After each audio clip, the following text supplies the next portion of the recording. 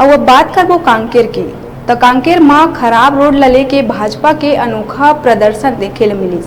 बारिश में कांकेर शहर के बीच से होके गुजरे वाला नेशनल हाईवे 30 के बुरा हाल है। खस्ता हाल सड़क से लोगन बेहद परेशान है। आए दिन सड़क में हादसा होने के बावजूद सुधार कार्य नहीं होए में सिंगार भाट कना बीजेपी ग्रामीण मंडल के कार्यकर्ता मन अनोखा प्रदर्शन करी। बीच सड़क में गड्ढा मन में भरे पानी से नहा के कपड़ा धो के अपन विरोध जताई। प्रदर्शन करत भाजपा के कहना रहिस के अगर प्रशासन सुध नहीं लेही तो बीजेपी उग्र आंदोलन करे बर मजबूर हो जाही।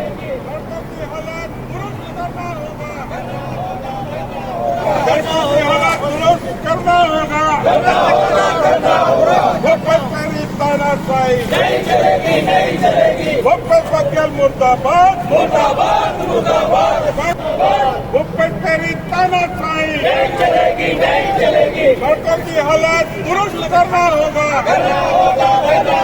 सड़कों की हालत दुरुस्त करना होगा